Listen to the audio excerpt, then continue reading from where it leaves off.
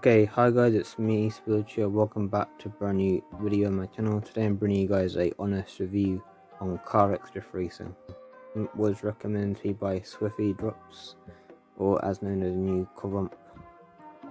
This game only features drifting, and that's mostly all its mechanics in one line. I played this game for a total of 10 hours, so I can legitimately say the review is 100% brutal and legit.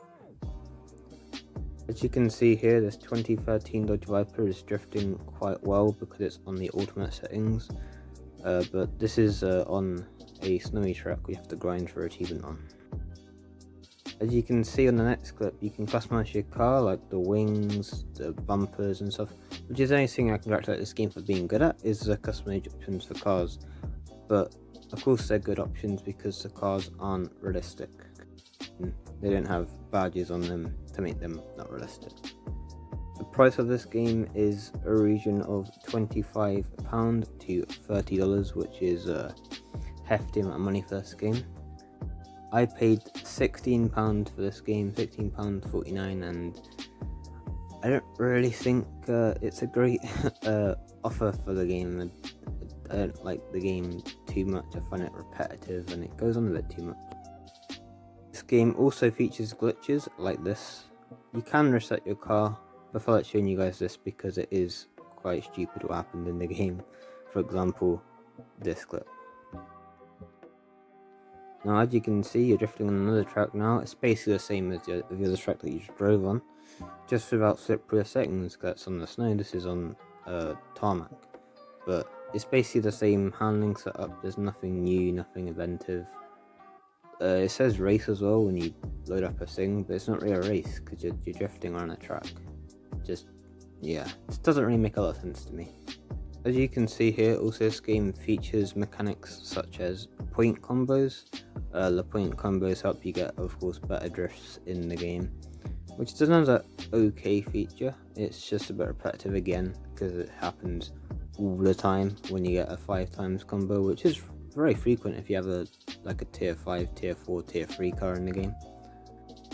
Varies between you can have class 1, class 2, class 3, class 4 and class 5, and of course all these cars aren't real life models.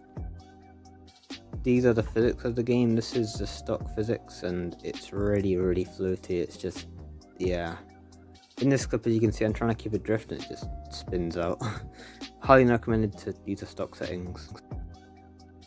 Here's what it feels like to play in the turbo drift settings. These are probably the best settings in the game if you want to get the time trial modes in the game, because this game does feature time trial modes, which I'll show you probably the second to last clip in this video. But this is the turbo drifting and it really works quite well compared to the stock settings. I mean, you can keep a good flow of the car. As you can see, it flails around quite a bit, but you keep a lot of handling and sometimes it'll spin you out, but that's just normal because it's this game. I use the drift settings, and the drift settings, of course, they are you know, this built for drift. So if you want to get lots of points on the normal mode, which is very repetitive, just use the drift settings or the other settings I'm telling you guys about after this clip. This one has a lot of nice control and you really feel like you're actually, you know, playing with the car at this point. The game's auto NG as well. There's the final settings in the game. This is a mixture between turbo and the drift settings I was telling you guys about before. This setting is quite repetitive. It's quite useful to use, but it's quite repetitive in a lot of ways because it feels like using both of them combined. So it doesn't add anything new to the game again, just makes your car a bit faster and have the same controls as the turbo and drift combined. This is a good overall setting for your car in this game. Here's another clip of me trying to finish the track with the ultimate settings and as clean as I can get with them. The other clip that you saw before was on drift settings, and as you can see, it works quite well again.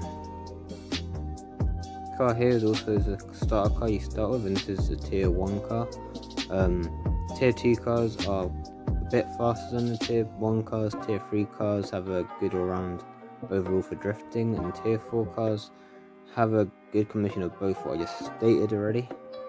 Class 5 cars are best in the game because they are quite fast, which is quite useful in the game, but they are quite costly. In this clip we have a time trial mode. Time trial mode is quite repetitive again, like the drift mode. You just go around the same tracks you went to before.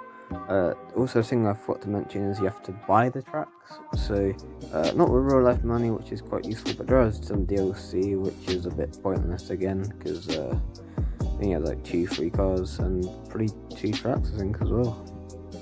The ending of this was quite sloppy, but best I could get with this Nissan Skyline, not Nissan Skyline. It is the most confusing mode of the game, which is called the tandem mode. It doesn't make a lot of sense, as you can see in this footage. It's quite confusing. It just tells a little cursor on the screen, you don't know what you're doing. It took a lot of me getting used to. Anyway, this is all this game has to offer, and I rate this game probably about a 4 to 3 out of 10. Tip 3 because I find it quite repetitive in a lot of ways, and that's not really what I want from the game. Anyways guys, I hope you guys enjoy a different type of video on my channel, but other than that, it's been me, Spillage, and I am out.